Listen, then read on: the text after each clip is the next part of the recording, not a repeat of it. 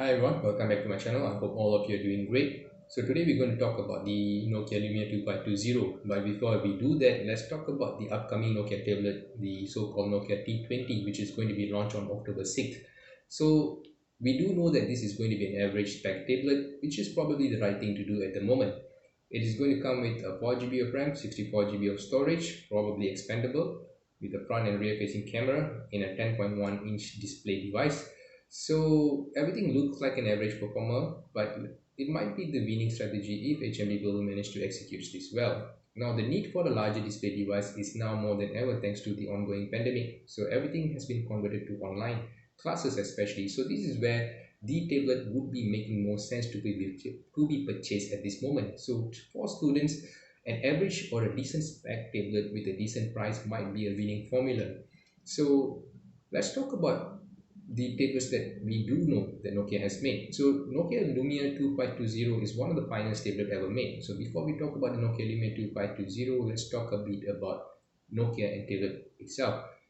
Nokia has been producing tablets way before other manufacturers has been making one. So this is some of the early generations of the Nokia tablet, Nokia N700. Right here is the Nokia N800, and this is the Nokia N810. So these were the tablets that paved way for subsequent smart operating systems such as Memo and subsequently Migo.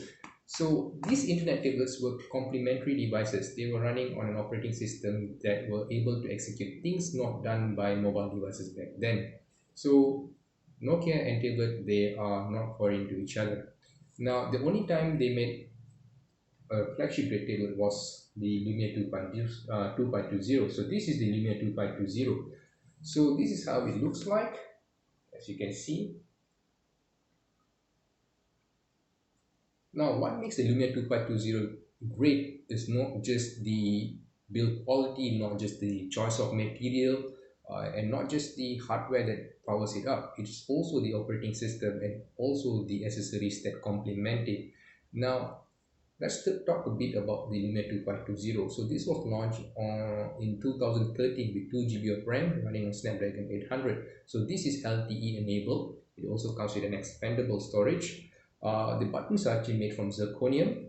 It sports a 6.7 megapixel sensor, 1.9 f1.9, so similar to the ones on the Lumia 735. It also supports NFC. It has a micro HDMI port and also a port to support the USB 3.0. So at the bottom you can see it has some additional pins. So these pins allows you to connect to the keyboard. So this is the Nokia power keyboard, an accessory made to complement the device. So the original tablet themselves sports 8000 milliampere battery, which is definitely something large back then, and this was able to so-called fast charge about 80% in an hour, so which was an astonishing feat even in 2013.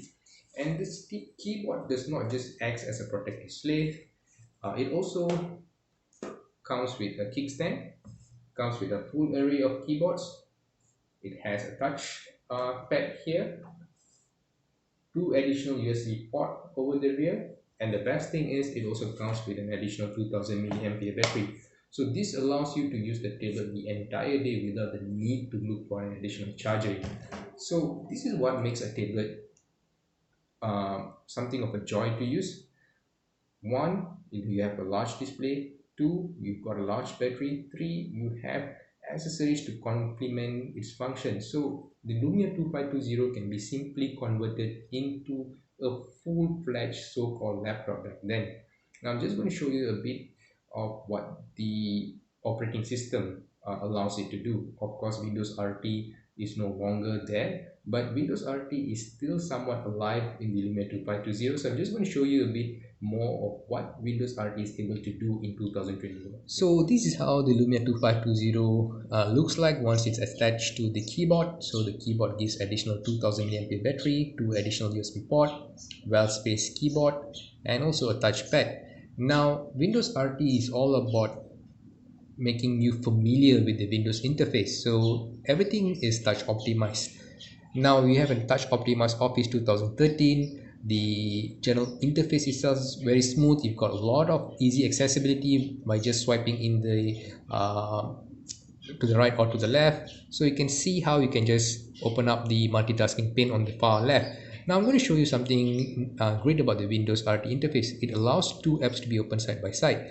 So let's open Word on one side and open Flow on the other side. So you can see how easily it opens, and you can actually resize them according to importance. So you can actually make one bigger than the other, and if you want to just off the apps, you just click it off. You can actually also drag them all the way down to switch them off. If you want to let them run on the background, just simply bring them to the desktop pane. Now I'm going to show you something interesting. Windows RT Store is somewhat still running, and although it's a bit slow, but there are some apps which are still functional. So I'm going to install something new, just going to show you proof that it actually works. So we're just going to click this to install. So once it's installing, I'm just going to run this on the background. Now I'm going to show you an easy way to run YouTube. So before this, we were using an app called MyTube. So MyTube is one of my favorite apps, but it lacks maintenance now. So it doesn't actually load play the video. So you can see that it loads the recent videos that is available in YouTube, but it does not play the video. So you will be running into issues every time you try to play. So the easy work around this is basically just launch the YouTube through the browser. So you've got two different browsers, the standard Internet Explorer and the touch optimized Internet Explorer.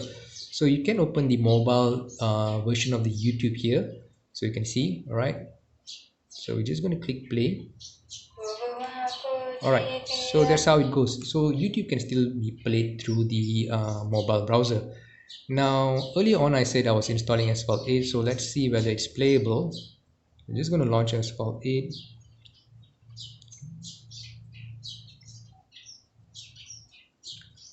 So Asphalt 8 has numerous updates even though you have installed them. So although it has installed, it might be asking for further update where it needs to be connected to the game load server. So this may run into an issue. So you can see that it's perfectly fine to boot into. So I'm just going to keep this to the side, and let's open the store again.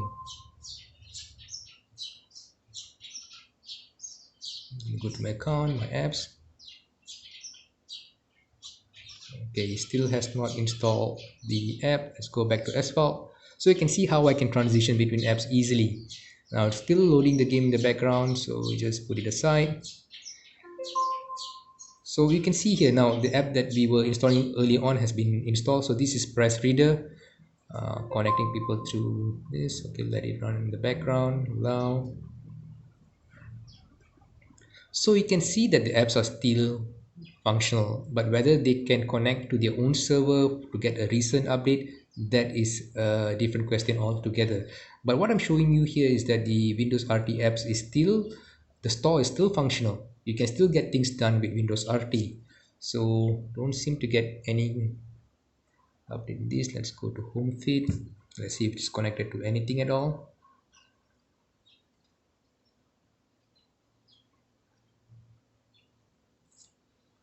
We're just going to let it run in the background while we see what happens to Asphalt 8.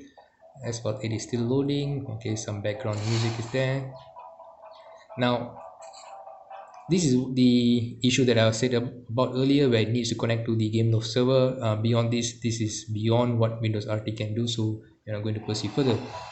So you can see that a lot of apps are still functional. So let's go back to our press reader.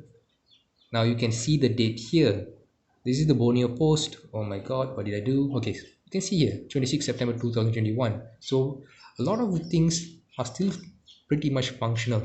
Now the best usage scenario for this table would be simply using it for tablet purposes. So what you can do is for example, use it to edit documents, either your Word, your OneNote, your Excel, or you can simply use it to read your ebooks through the PDF apps available. If you want to watch YouTube, you can use the built-in browser, or you can also use apps like VLC player. So I have installed VLC player. So you can see here we have a VLC for Windows Store. So this has additional codecs, so you can play more types of movie files with this app. At the moment, there are no movies installed in my SD card. So you can see that there are still a lot of possibilities of using Windows RT, especially Lumia 2520, even though it's 2021. Now, don't expect it to run recent apps, banking apps, all that. Probably even is available might not be secure because there are no security updates here. All I'm showing is that Lumia 2520 is a tablet about 8 years old now. It is still fast, it is still smooth, it is still relevant to a certain extent. So with that said, what do you think about the Lumia 2520? Will that be sufficient for you, or will you need more? Now this comes to our next question. Will HMB Global deliver something as good as the Lumia 2520? So if you have enjoyed this video, do comment, do subscribe, and do like. I'll see you in the next video. Take care.